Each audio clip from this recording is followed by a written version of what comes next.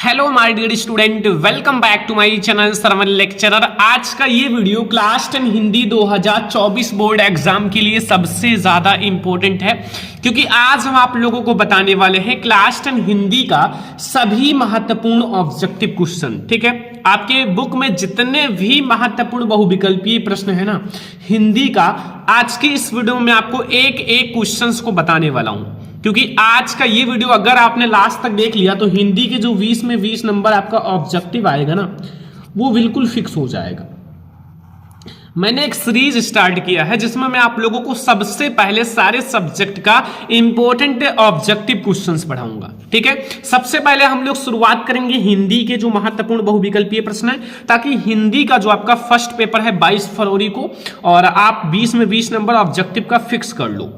ठीक है, 22 फरवरी को जो आपका पेपर है उसमें 100% आएगा, आपको टेंशन नहीं लेना है। बट आपको इस वीडियो को ज्यादा से ज्यादा लाइक करना है, शेयर करना है। अगर चैनल पर नया हो तो सब्सक्राइब भी कर लेना, क्योंकि मैं आप लोगों को ऐसे ही हर एक सब्जेक्ट का जो बहुविकल्पीय प्रश्न है वो प्रोवाइड करने वाला हूं। ठीक है, तो ये हिंदी का 2024 बोर्ड का महत्वपूर्ण बहुविकल्पीय प्रश्न है, जो आपका 22 फरवरी को हिंदी का पेपर है ना बच्चा, उसमें 100% आएगा। क्योंकि ये मैं गारंटी लेता हूं, क्योंकि इसमें मैं आपको सारे ऑब्जेक्टिव क्वेश्चन एक साथ पढ़ाने वाला हूं।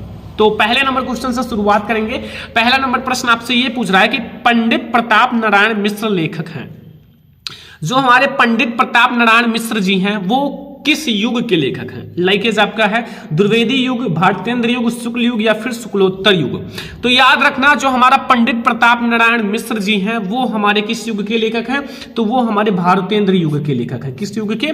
भारतेंद्र युग के लेखक हैं पंडित प्रताप नारायण मिश्र जी। ठीक है, नेक्स्ट क्वेश्चन हमारा क्वेश्चन नंबर 2 है कि रस मीमांसा के लेखक हैं। जो हमारा रस मीमांसा है उसके लेखक कौन है?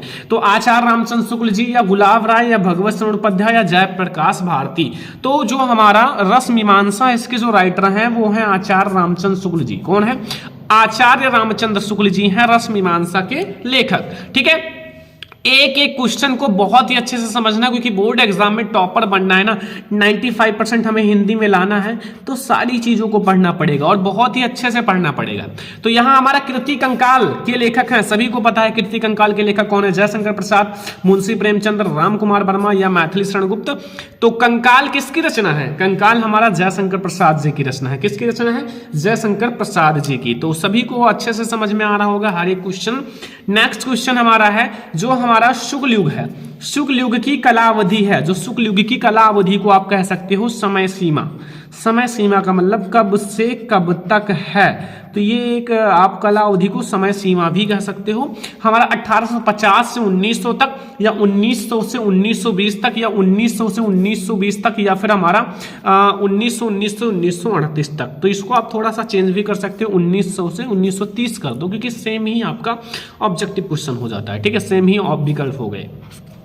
तो 1919 से 1938 तक हमारा है शुक्ल युग की कलावधि, 19 साल तक, 1919 से 1938 तक। ठीक है, तो ये हमारा 4 ऑब्जेक्टिव है, सारा क्वेश्चन बहुत इंपॉर्टेंट है। ठीक है, नेक्स्ट क्वेश्चन हम लोग आते हैं क्वेश्चन नंबर 5 पर। देखो क्वेश्चन नंबर 5 में आपसे पूछ रहा है कि हमारे जो सेवा सदन है उपन्यास के लेखक हैं। जो सेवा सदन उपन्यास है, देखो सेवा सदन किस विधा की रचना है? तो वो हमारा उपन्यास विधा की रचना है। बट इसके लेखक कौन है वो आपको बताना है। तो सेवा सदन के जो हमारे राइटर हैं वो जैनेन्द्र हैं, या जसपाल हैं, या प्रेमचंद्र हैं, या जयशंकर प्रसाद जी हैं। तो सेवा सदन के जो हमारे राइटर हैं वो है प्रेमचंद्र जी। कौन है? मुंशी प्रेमचंद्र जी हैं सेवा सदन के राइटर। ठीक है, समझ में आया क्वेश्चन नंबर 5 तक।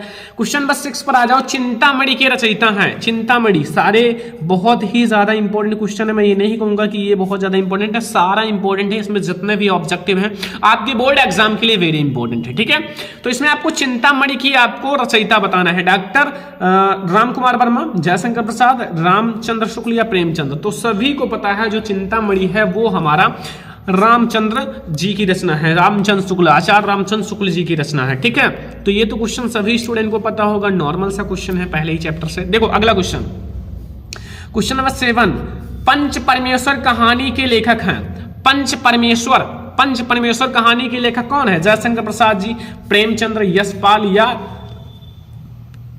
राजेंद्र यादव। तो पंच परमेश्वर कहानी के लेखक कौन है? प्रेमचंद्र जी हैं। कौन है? मुंशी प्रेमचंद्र जी, याद रखना, बहुत इंपॉर्टेंट है। क्वेश्चन नंबर 8 है, हंस पत्रिका के संपादक थे। हंस पत्रिका के संपादक कौन थे? मुंशी प्रेमचंद, निराला या जयशंकर प्रसाद या महादेवी वर्मा? तो हंस पत्रिका के संपादक कौन थे? हंस पत्रिका के जो संपादक थे वो भी हमारे मुंशी प्रेमचंद्र जी थे। कौन थे? मुंशी प्रेमचंद्र। तो हंस पत्रिका के संपादक भी हमारे मुंशी प्रेमचंद्र जी थे। नेक्स्ट क्वेश्चन आ जाओ my dear student. Next question में हमसे पूछ रहा है कि उपन्यास भूले बिसरे चित्र के लेखक हैं। उपन्यास जो हमारा है भूले बिसरे चित्र, इसके लेखक कौन है? प्रेमचंद्र, भगवत शरण उपाध्याय, यशपाल या वृंदावन लाल? तो हमारा जो उपन्यास है भूले बिसरे चित्र, उसके जो राइटर हैं वो है भगवत शरण उपाध्याय जी। कौन है? भगवत शरण उपाध्याय नहीं, ये तो नहीं है, ठीक है। भगवत शरण उपाध्याय नहीं, भगवती चरण वर्मा जी हैं, ठीक है। तो इसको आप थोड़ा सा सही कर दो, मैं बता देता हूँ ना, ये भगवत शरण उपाध्याय की जगह आप लिख दो भगवती चरण वर्मा, ठीक है। थोड़ा सा चेंज कर दो, भगवती चरण वर्मा, ठीक है। तो जो हमारे उपन्यास भूले बिसरे चित्र है ना, इसके जो राइटर हैं वो हमारे भगवती चरण वर्मा जी हैं। याद रखना, थोड़ा सा मिस्टेक है तो इसको हम लोग हटा देते हैं और यहाँ लिखते हैं प्रेमचंद्र, तो नहीं है। यहाँ हमारा यशपाल नहीं है, वृंदावन लाल नहीं है, हमारे जो है वो भगवती चरण वर्मा जी हैं, ठीक है। देखो भगवती चरण वर्मा और भगवत शरण उपाध्याय अलग अलग हैं। तो भगवती चरण वर्मा जी जो है वो भूले बिसरे चित्र के लेखक हैं, भगवत शरण उपाध्याय जो है ठूठा आम के लेखक हैं, ठीक है। अभी आएगा क्वेश्चन। चलो नेक्स्ट क्वेश्चन, क्वेश्चन नंबर हमारा 10। क्वेश्चन नंबर 9 तक तो सभी को समझ में आ गया बहुत ही अच्छे से। तो क्वेश्चन नंबर 10 पे आ जाओ कि कलम का सिपाही के लेखक हैं। जो कलम का सिपाही है उसके लेखक कौन है? बहुत इंपॉर्टेंट क्वेश्चन है। अमृत राय, गुलाब राय, प्रेमचंद्र, वैद्यनाथ मिश्र। तो कलम का सिपाही बहुत इंपॉर्टेंट क्वेश्चन है। कलम का सिपाही के लेखक कौन है? अमृत राय। कौन है? अमृत राय जो है वो कलम का सिपाही रचना के लेखक हैं, क्योंकि कलम जो है वो आपके लाइफ में अमृत का काम करता है, मतलब एक अमृत है। क्योंकि अगर आपको कलम से प्यार हो गया ना तो बहुत आगे जाओगे, ठीक है। नेक्स्ट क्वेश्चन, लहरों के राजहंस के लेखक का नाम बताइए। लहरों के राजहंस के लेखक का नाम? मोहन राकेश, प्रेमघन, गुलाब राय, रामधारी सिंह दिनकर। तो इसमें देखो दो नाम है, एक लहरों एक राजहंस। तो मोहन और राकेश, इसमें दो नाम है। तो मोहन राकेश जो है वो लहरों के राजहंस के लेखक हैं, ठीक है। क्वेश्चन नंबर 12 में आ जाओ, 12 में, कि भगवत शरण उपाध्याय द्वारा रचित निबंध कौन सा? अभी यहाँ आया है भगवत शरण उपाध्याय, जैसे ठूठा आम है या ठेले पर हिमालय, दृष्टिकोण या नदी के द्वीप। तो बताओ जल्दी से, भगवत शरण उपाध्याय द्वारा जो रचित निबंध है वो कौन सा है? ठूठा आम, ठेले पर हिमालय, दृष्टिकोण या नदी के द्वीप। तो जो हमारा भगवत शरण उपाध्याय जी हैं उनके द्वारा जो रचित निबंध है वो ठूठा आम है। कौन सा है? ठूठा आम जो है वो भगवत शरण उपाध्याय द्वारा रचित निबंध है। चलो अगला क्वेश्चन देखते हैं। मैला आंचल के रचनाकार हैं। मैला आंचल के रचनाकार कौन है my dear student? Mohan Rakesh, Phanishwar Nath, Renu, Premchandra या जयशंकर प्रसाद। तो मैला आंचल के जो लेखक हैं वो कौन है? तो मैला आंचल के जो राइटर हैं वो हैं फणीश्वर नाथ रेणु जी। कौन है? फणीश्वर नाथ रेणु, या आप शॉर्ट में कह सकते हैं रेणु, ठीक है।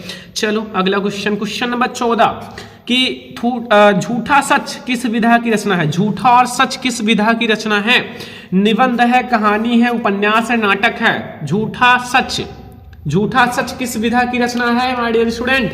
तो ये जो हमारा है वो एक उपन्यास है। क्या है? एक उपन्यास है जो हमारा झूठा और सच रचना है। तो क्वेश्चन नंबर 15 तक समझ में आ गया, 14 तक, ठीक है, 15 आता है। 15 नंबर क्वेश्चन, सारे क्वेश्चंस आज के इस वीडियो में हैं, व्याकरण के भी हैं, गद्य के भी हैं, पद्य के ही सारे क्वेश्चन। तो स्मृति की रेखाएं किस साहित्य विधा की रचना है? स्मृति की रेखाएं जीवनी है, भेंटवार्ता है, संस्मरण है, नाटक है। तो जो स्मृति की रेखाएं हैं वो हमारा संस्मरण विधा की रचना है। किस विधा की है? संस्मरण विधा की रचना है, याद रखना, ठीक है। क्वेश्चन नंबर 16 है कि निम्न में से रीतिकाल की मुख्य विशेषताएं कौन सी है? वेरी इंपॉर्टेंट है। जो हमारा रीतिकाल है, रीतिकाल की जो मेन विशेषता है वो कौन सी है? तो वो श्रृंगार रस की प्रधानता, काव्य में कला पक्ष की प्रधानता, विकल्प का खा दोनों, या देश प्रेम की भावना। तो श्रृंगार रस की प्रधानता भी जो हमारा रीति काल की विशेषता है, काव्य में कला पक्ष की प्रधानता भी है, तो हमारा विकल्प का और खा दोनों हो जाएगा हमारा, मतलब श्रृंगार रस की प्रधानता भी है, काव्य में कला पक्ष की प्रधानता भी होगा। ठीक है, चलो नेक्स्ट क्वेश्चन 17 नंबर। रसिक प्रिया के रचनाकार हैं। रसिक प्रिया के रचनाकार कौन है? आचार्य केशवदास, हजारी प्रसाद द्विवेदी, आचार्य देव या भिखारी दास। तो रसिक प्रिया के रचनाकार कौन है? आचार्य केशवदास जी। कौन है? आचार्य केशवदास। बहुत इंपॉर्टेंट क्वेश्चन है सारा, जल्दी जल्दी पढ़ लो भाई। अगला क्वेश्चन, ललित ललाम के रचयिता कौन है? ललित ललाम पद्माकर, मतीराम, भूषण या बिहारी। ललित ललाम के रचयिता कौन है माय डियर स्टूडेंट? तो ललित ललाम के रचयिता है मतीराम जी। कौन है? मतीराम। ठीक है, तो क्वेश्चन नंबर 18 आपको समझ में आ गया। क्वेश्चन नंबर 19 पे आ जाओ। छत्रसाल दशक के रचनाकार हैं। छत्रसाल दशक के रचनाकार कौन है? विहारी, जगनिक, नरोत्तम दास या भूषण। तो छत्रसाल दशक के रचनाकार कौन है माय डियर स्टूडेंट? बहुत ही ज्यादा इंपॉर्टेंट है। तो छत्रसाल दशक के जो रचनाकार हैं वो भूषण जी हैं। कौन है? भूषण। ठीक है, तो 19 नंबर क्वेश्चन तक तो बहुत अच्छे से समझ में आ गया होगा, कोई भी छोटी मोटी प्रॉब्लम नहीं होगा, क्योंकि मैंने आपको एक एक क्वेश्चन को बहुत ही अच्छे से समझाया है। ठीक है, आपको कम समय में ज्यादा से ज्यादा क्वेश्चन मैं पढ़ाऊंगा, क्योंकि अब आपके पास समय नहीं है। जितनी कम समय में ज्यादा क्वेश्चन तैयार कर लेते हो वो आपके लिए फायदेमंद है। ठीक है, आप बहुत सारे ऐसे क्लास देखोगे जो आपको एक घंटे में 10 क्वेश्चन भी सही से नहीं पढ़ाएंगे, तो ऐसा नहीं, आपको अच्छे से पढ़ाया जाएगा और कम समय में ज्यादा से ज्यादा तैयारी कराई जाएगी। टाइम बहुत कम है, टाइम बहुत बहुमूल्य है इस टाइम। ठीक है, आपके लिए। तो केशवदास काव्यधारा के कवि हैं। केशवदास किस काव्यधारा के कवि हैं? रीतिबद्ध, रीति सिद्ध या रीति मुक्त या प्रयोगवादी। तो केशवदास जी रीतिबद्ध मुक्त धारा के कवि हैं, रीतिबद्ध काव्यधारा के कवि हैं। ठीक है, याद रखना केशवदास जी। क्वेश्चन नंबर 21, अद्भुत आलाप के कवि हैं। अद्भुत आलाप जो है एक रचना है। क्या है माय डियर स्टूडेंट? एक रचना है। ठीक है, अब इसके आपको क्या बताना है? कवि बताना है। हमारे महावीर प्रसाद द्विवेदी जी, भारतेंद्र हरिश्चंद्र, मैथिली शरण गुप्त या हरिओद। तो जो हमारे मतलब अद्भुत आलाप है ना, अद्भुत आलाप के जो हमारे राइटर हैं वो हैं महावीर प्रसाद जी या महावीर प्रसाद द्विवेदी जी। तो ये वाला हमारा ऑप्शन सही है, का वाला। तो 21 नंबर का वाला ऑप्शन सही। नेक्स्ट क्वेश्चन कि निम्न में से प्रयोगवाद की 2 प्रमुख विशेषताएं कौन सी है? प्रयोगवादी युग, प्रयोगवाद जो युग है। ठीक है, तो घोर वैश्विकता, यथार्थवादी दृष्टिकोण, विकल्प का खा दोनों, नारी परिवर्तन। तो घोर वैश्विकता भी हमारी प्रयोगवाद की विशेषता है एंड यथार्थवादी चित्रण भी हमारी, दृष्टिकोण भी हमारी प्रयोगवाद की विशेषता है। तो हमारा विकल्प का और खा दोनों सही हो जाएगा, जो हमारा 22 नंबर क्वेश्चन का है। ठीक है, तो ये वाला हमारा सही है। चलो अगला क्वेश्चन 23 नंबर। साकेत महाकाव्य की रचना किसने की? साकेत महाकाव्य की रचना किसने किया था? मैथिली शरण गुप्त जी ने, जयशंकर प्रसाद जी, हरिओद, नागार्जुन। तो साकेत महाकाव्य की रचना किसने की है? बहुत इंपॉर्टेंट क्वेश्चन है। साकेत महाकाव्य की रचना हमारा मैथिली शरण गुप्त जी ने किया है। किसने किया है? मैथिली शरण गुप्त जी ने। याद रखना, बहुत ही ज्यादा इंपॉर्टेंट क्वेश्चन है। नेक्स्ट क्वेश्चन 25 नंबर कि राम कुमार वर्मा द्वारा रचित प्रबंध काव्य है। राम कुमार वर्मा, जो हमारे राम कुमार वर्मा जी हैं, एकांकी के जनक हैं, उनके द्वारा जो हमारा रचित प्रबंध काव्य कौन सा है? तो वो हमारा आंसू है, यामा है, उत्यारण है, चौखे चौबदे हैं। तो इसका जो हमारा राइट ऑप्शन हो जाएगा गा वाला, उत्यारण, उत्यारण। ठीक है, 25 नंबर क्वेश्चन, इसमें आप लोग ध्यान से देखो। पूछ रहा है कि निम्न में से छायावाद युग के कवि हैं। छायावादी युग के कवि सुमित्रानंद पंत जी हैं, नरेंद्र शर्मा हैं, दादू दयाल कुतुबन।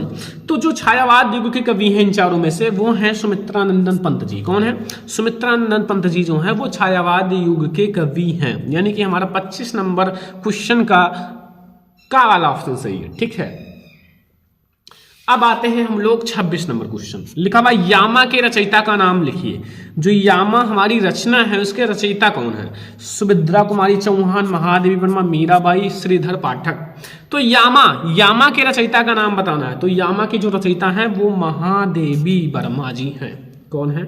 महादेवी वर्मा जी हैं हमारा यामा के रचयिता। सभी को पता है यामा, दीप शिखा, ये सब हमारे महादेवी वर्मा जी की रचना है। अतीत के चलचित्र। तो नेक्स्ट क्वेश्चन आते हैं कि निम्नलिखित में से शुक्लोत्तर युग के लेखक हैं। शुक्लोत्तर युग के लेखक कौन है? बहुत ही ज्यादा इंपॉर्टेंट क्वेश्चन है। वासुदेव शरण अग्रवाल, प्रताप नारायण मिश्र या जयशंकर प्रसाद या श्याम सुंदर दास। तो भैया जो हमारे शुक्लोत्तर युग के लेखक हैं, लेखक बताना है, तो वो हमारे हैं वासुदेव शरण अग्रवाल जी। कौन है? वासुदेव शरण अग्रवाल जी हैं हमारे। ठीक है, चलो अगला क्वेश्चन। बहुरी अकेला के रचनाकार हैं। बहुरी अकेला तो इसके रचनाकार कौन है my dear student? Ashok Vajpeyi, Kedarnath Singh, Narendra Sharma या जयशंकर प्रसाद। तो भैया इसके जो राइटर हैं वो हमारे अशोक वाजपेयी जी हैं। कौन है?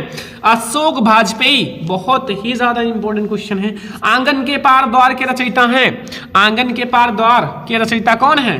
धर्मवीर भारती, सचिदानंद हीरानंद वत्स्यनज्ञ, मुक्तिबोध राम नरेश त्रिपाठी। तो वो है भैया सचिदानंद हीरानंद वत्स्यनज्ञ, यानी कि आंगन के पार द्वार की जो रचयिता है वो है सचिदानंद हीरानंद वत्स्यनज्ञ, यानी कि खा वाला ऑप्शन सही है 29 नंबर का।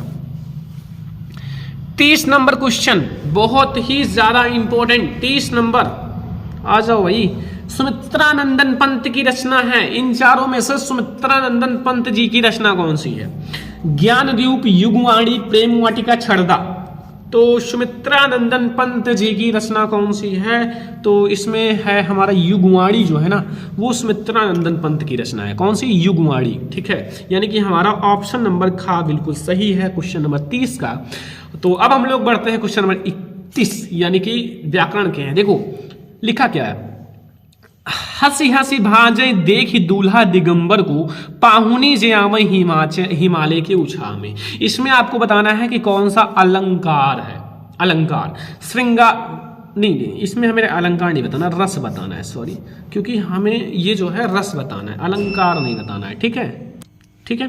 तो यहाँ आप रस लिख दो। थोड़ी थोड़ी चीज़ें याद रखो, थोड़ी थोड़ी मिस्टेक ज़रूरी भी है, आपको नई नई चीज़ें सीख मिलती हैं। ठीक है, अब यहाँ से आपके माइंड में ये क्वेश्चन और अच्छे से बैठ गया कि सर ने काटा था, अलंकार से रस किया था, तो हमें ये बिल्कुल अच्छे से समझ में आ गया होगा। क्योंकि ये हंसी हंसी भाजे देख दूल्हा दिगंबर को, पाहुनी जे आवे हिमाचल के उछाल में।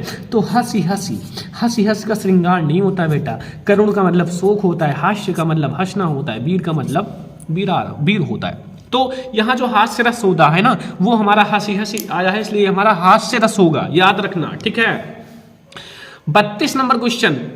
शोक बिकल रोही सब रानी, रूप बल तेज बखानी, करही विलाप अनेक प्रकार परही, भूमि तल वार। इसमें देखो विलाप आया है, रोही मतलब रोना आया है, विलाप का मतलब भी रोना आता है, मतलब शोक है। इस प्रकार से इसमें अगर आप अच्छे से पढ़ोगे, मीनिंग वगैरह निकालोगे तो शोक आएगा, रोना धोना। ठीक है, तो शांत नहीं है ये भैया, ये अद्भुत भी नहीं है, ये हंसना भी नहीं आया है। हाँ, ये आया है करुण रस, शोक आया है। करुण रस का स्थायी भाव शोक होता है, हास्य रस का स्थायी भाव हास होता है। ठीक है, 33 नंबर क्वेश्चन। हरिमुख मनहु मयंक पंक्ति में अलंकार है। हरिमुख मनहु मयंक पंक्ति में कौन सा अलंकार है? उत्प्रेक्षा अलंकार, रूपक अलंकार, उपमा अलंकार, अनुप्रास अलंकार। तो सभी को पता होगा मनहु शब्द आया है, मन मानो जन जानो, मनहु जनहु, ये सब शब्द आ जाए तो सभी को पता है कि वो हमारा उत्प्रेक्षा अलंकार होता है। कौन सा अलंकार होता है? उत्प्रेक्षा अलंकार। तो यहाँ जो हमारा है वो कौन सा अलंकार है? उत्प्रेक्षा अलंकार। चलो नेक्स्ट क्वेश्चन 34 नंबर। अंबर पनघट में डूब रही तारा घट उषा नगरी, पंक्ति में कौन सा अलंकार है? उपमा अलंकार, अनुप्रास, रूपक या उत्प्रेक्षा। तो इसमें हमारा भैया रूपक अलंकार है। कौन सा? रूपक अलंकार। तो 34 नंबर क्वेश्चन तक आपको समझ में आ गया होगा बहुत ही अच्छे से, क्योंकि मैंने आपको एक एक क्वेश्चन को बहुत ही अच्छे से समझाया है। 34 में 34 आपको भैया याद होना चाहिए, एक भी क्वेश्चन ऐसा ना हो कि मिस्टेक हो जाए। नहीं समझ में आया वीडियो दोबारा देख लो, आपके सामने है, अच्छे से तैयार कर लो, क्योंकि अब आपके पास समय नहीं है, आप जितना पढ़ लो उतना कम है। ठीक है, तो इसीलिए मैं आपको अब ऐसा पढ़ा रहा हूं कि आप एक बार देखो, एक बार में याद करो। ऐसा नहीं कि बार बार आप उसको नोट बनाओ फिर याद करो। अब ज़्यादा नोट्स के पीछे मत भागो, पूरी आप साल नोट्स बनाए, ये करा वो करा। अब आपको ज़्यादा से ज़्यादा याद करना है, ना याद हो वीडियो दोबारा देख लो, याद हो जाएगा। चलो 35 नंबर। सुनत सुमंगल बैन मन प्रमोद तन पुलक भर, शरद सरोरु नैन तुलसी भरे स्नेह जल। इसमें आपको बताना है कि कितने आपको मात्राएं बतानी है। ठीक है, अब कौन कौन से चरण में वो मैं बताता हूं। देखो इसमें आपको दूसरे और चौथे चरण में ठीक है। दूसरे और चौथे चरण में आपको मात्राएं बतानी है। अब आप काउंट तो कर ही सकते हो, शायद नहीं कर पाओगे कि कर लोगे। 13 मात्राएं, 20 देखो 20 तो हटा दो, 9 तो हटा दो, ये दो नहीं हो सकता। अब 11 या 13 इन्हीं दोनों में से होगा। तो कैसे, चलो गिनते हैं। हमारा दूसरा है और चौथा है। अगर दूसरे में हमें 13 मिल गया तो दूसरा भी 13 ही होगा, क्योंकि हमारा जोड़ा है। अगर 11 मिला तो हमारा चौथा भी 11 होगा। तो चलो हम लोग एक को गिनते हैं। पहला देखो, दूसरा गिनते हैं। 1 1, यहाँ भी 1, यहाँ 2, यहाँ 1, यहाँ 1, यहाँ 1, यहाँ भी 1, यहाँ 1 1 1 1। तो चलो इसको गिनते हैं। 1 2 3 4 5 6 7 8 9 10 11 12 13, 13 मात्राएं। तो 13 मात्राएं का मतलब क्या है कि 13 मात्राएं हमारी हो जाएंगी। ठीक है, 13 मात्राएं, ध्यान रखना। ठीक है, 13 मात्राएं हमारा बिल्कुल सही है, क्योंकि ये आपका बिल्कुल सही है, 13 मात्राएं। चलो नेक्स्ट क्वेश्चन। मैं मूर्ख नहीं हूं, मतलब यहाँ एक स्टूडेंट है जो कह रहा है सर मैं मूर्ख नहीं हूं। सर नहीं कहा है, बट मैं मूर्ख नहीं हूं, ये आपको बताना है। तो अर्थ के आधार पर वाक्य का भेद होगा। संकेतवाचक है, विधानवाचक, निषेधवाचक, इच्छावाचक। तो यहाँ निषेधवाचक है भाई, वो जाहिर कर रहा है कि मैं मूर्ख नहीं हूं। Next question 34 number, 37। भगवान तेरा भला करे, अर्थ के आधार पर वाक्य का भेद होगा। आज्ञावाचक, आज्ञा तो दे नहीं रहा है, इच्छा कर रहा है। ठीक है, इच्छा कर रहा है कि भाई मेरी इच्छा है कि भगवान तेरा भला करे। तो ये हमारा इच्छा है कि हमारा इच्छा है भगवान तेरा भला करे, बस और क्या, इच्छावाचक है। नेक्स्ट क्वेश्चन 38 नंबर, आज निश्चित होकर सोया जाएगा। इसमें आपको प्रयुक्त वाच्य बताना है। आज निश्चित होकर सोया जाएगा। कृतवाच्य, भाववाच्य, कर्मवाच्य कोई नहीं। तो भैया इसमें जो हमारा होगा वो कौन सा होगा, वो होगा भाववाच्य। इसमें भाव उत्पन्न है भाई कि आज निश्चित होकर सोया जाएगा। चलो 39 नंबर क्वेश्चन, जैसे ही उसने औषध ली उसका रक्तचाप सामान्य हो गया। रचना के आधार पर भेद है। देखो इसमें दो चीजें, एक तो ये सेंटेंस है, फिर यहाँ कॉमा लगा है, ये दूसरा सेंटेंस है। तो इसमें सरल सेंटेंस नहीं है। अगर ये होता कि मैं एक ईमानदार विद्यार्थी हूं तो वो हमारा सरल है, बिल्कुल सरल है। ये संयुक्त भी नहीं है, इसमें मिश्र हुआ है। संयुक्त का मतलब ये नहीं कि मतलब उसमें संयुक्त होना, मिश्र। ये मिश्र वाक्य है। क्या है, मिश्र वाच्य है या मिश्र वाक्य है। ठीक है। नेक्स्ट क्वेश्चन, परिश्रमी अंकित अपना काम समय से पूरा कर लेता है। अब यहाँ परिश्रमी के नीचे अंडरलाइन है, बताना है क्या है ये। तो भाई परिश्रमी तो इनका गुण बता रहा है कि भाई ये विशेषता बता रही है, एडजेक्टिव है, तो ये हमारा गुणवाचक विशेषण होगा। जैसे इंग्लिश में आता है ना, वैसे इसमें भी आने लगा है। ठीक है, तो टेंशन नहीं लेना है, बस पढ़ाई करना है मस्ती से, कोई दिक्कत नहीं है। ठीक है, समय कम है, ज्यादा पढ़ो बस, और क्या, टेंशन थोड़ी लेना है। सुदर्शन शब्द में उपसर्ग है, निर सु सहृदय आ। तो सुदर्शन में आगे क्या लगा, सु, तो सुदर्शन में सु हो जाएगा उपसर्ग, और क्या। ठीक है, चलो नेक्स्ट क्वेश्चन, परि उपसर्ग लगाकर सही शब्द बनेगा। परि, आपको परि लगाना है, उपसर्ग बनाना है। तो परि क्या है, परि आपको आगे जोड़ना है, परिवार बना दो, परिपूर्ण बना दो, तो परिपूर्ण हो गया। ये सब तो है नहीं, क्योंकि इसके आगे परि लगानी है। यहाँ परि है, पापा की परि है। ठीक है, ना कि परि है, छोटी की मात्रा है। तो ये हमारे हो चुके हैं कितने, 42 नंबर क्वेश्चन ना। तो हम लोग 43 पे आए। 43 नंबर क्वेश्चन, चतुर्वर्ण समास है, इसमें संख्या है, तो इसलिए हमारा ना तो आपका द्वंद्व होगा या दीर्घु होगा। देखो ये तो हटा दे यार, द्वंद्व या दीर्घु में से, तो दीर्घु समास होगा। ठीक है, द्वंद्व नहीं, दीर्घु समास। चलो अगला क्वेश्चन, गंगा यमुना, गंगा डैश यमुना का समास विग्रह होगा। अगर ऐसा है, माता ऐसे डैश पिता, भाई डैश बहन, तो वो हमारा गंगा और यमुना हो जाएगा, भाई और बहन हो जाएगा, माता और पिता हो जाएगा। ये याद रखना। ठीक है, बहुत ही ज्यादा आसान है अगर आप थोड़ा सा माइंड को लगाकर समझते हो तो। तालाब का तत्सम रूप है, तालाब समुद्र है, झील है, या तड़ाग है, या सागर है। तो तालाब का हमें तत्सम रूप बताना। ये हमारा क्या है, ये हमारा तद्भव है, और तद्भव का जो तत्सम होगा वो तालाब का जो होगा वो क्या होगा, तड़ाग होगा। क्या होगा, तड़ाग। ठीक है। 46 नंबर क्वेश्चन, अच्छी, अच्छी शब्द का तद्भव शब्द है। अच्छी शब्द का तद्भव शब्द बहुत इंपॉर्टेंट है। अच्छी, आंख है, कान है, भौं है, दांत है, तो अच्छी का जो होगा वो आंख होगा। क्या होगा, आंख। अंबर और वसन किस शब्द का पर्यायवाची है, कमल, कपड़ा, झंडा, बादल। तो अंबर और जो वसन है वो हमारा किस शब्द का पर्यायवाची है, तो वो हमारा कपड़ा का पर्यायवाची है। किसका, कपड़ा का पर्यायवाची है अंबर और वसन। ठीक है। तो हमारे 47 क्वेश्चन हो चुके हैं। 48 नंबर क्वेश्चन पे आ जाओ। यहाँ देखो ध्यान से समझना, मैं आपको एक एक को बता रहा हूं। निम्नलिखित में से अग्नि का पर्यायवाची नहीं है। अग्नि का पर्यायवाची तो अनल तो है, अनल है या नहीं है? अनल, अनल है, नहीं नहीं नहीं नहीं नहीं, नहीं। अनिल नहीं है, अनल है, अनिल नहीं, पावक भी ज्वलस भी है, लेकिन यहां जो अनिल है वो हमारा अग्नि का नहीं है। ठीक है, तो किसका पर्यायवाची है अनिल? जल्दी से कमेंट बॉक्स में बताओ। अगला क्वेश्चन, तद पुल्लिंग शब्द का चतुर्थी विभक्ति एक वचन रूप है। तद पुल्लिंग, थोड़ा सा माइंड लगाओ, तद है, पुल्लिंग है, शब्द का चतुर्थी विभक्ति एक वचन का रूप होगा। तस्य, तस्य, तौ या तयो, तद है ना, तद पुल्लिंग का होगा तस्य, क्या होगा? तस्य। 50 नंबर और हमारा लास्ट ऑब्जेक्टिव है क्योंकि बहुत हो चुके हैं। ठीक है, तद स्त्री शब्द का सप्तमी विभक्ति बहुवचन है। तद, तद का होगा तासु। तो ये है हमारे हिंदी के वो टॉप ऑब्जेक्टिव क्वेश्चन जो बोर्ड एग्जाम में 100% आएगा। मतलब 50 ऑब्जेक्टिव है, तो ये 50 ऐसे ऑब्जेक्टिव है ना जो हिंदी को हिलाकर रख देगा, और आप हिंदी में 20 में 20 लाओगे, 100% कंफर्म है लाओगे, क्योंकि ये 20 नंबर आपको 50 ऑब्जेक्टिव में से देखने को मिलेगा। इसमें मैंने वो ऑब्जेक्टिव, टॉप ऑब्जेक्टिव लिए हैं जो बोर्ड एग्जाम के लिए वेरी इंपॉर्टेंट है। तो आप ये 50 ऑब्जेक्टिव तैयार करो और अच्छे से तैयार करो। और अगर आप लोगों को ऐसे ही हर एक सब्जेक्ट की ऑब्जेक्टिव की वीडियो चाहिए, ऐसा नहीं कि मैं आपको मैं और सब्जेक्ट में और भी ज्यादा ऑब्जेक्टिव समझाऊंगा। ठीक है, सामाजिक विज्ञान में आपको 70-80 ऑब्जेक्टिव मिल जाएगा। ऐसे ऐसे मैं आपको हर एक सब्जेक्ट का ऑब्जेक्टिव प्रोवाइड कराऊंगा। तो अगर आप लोग इस वीडियो को लाइक नहीं किया तो लाइक कर दीजिए, और अगर आप लोग चैनल पर नए हैं तो जल्दी से सरमन लेक्चर चैनल को सब्सक्राइब कर लीजिए, शेयर कर देना जरूर अपने फ्रेंड्स के साथ। तो चलो हम लोग मिलते हैं नेक्स्ट इंपॉर्टेंट वीडियो में, तब तक के लिए जय हिंद, वंदे मातरम।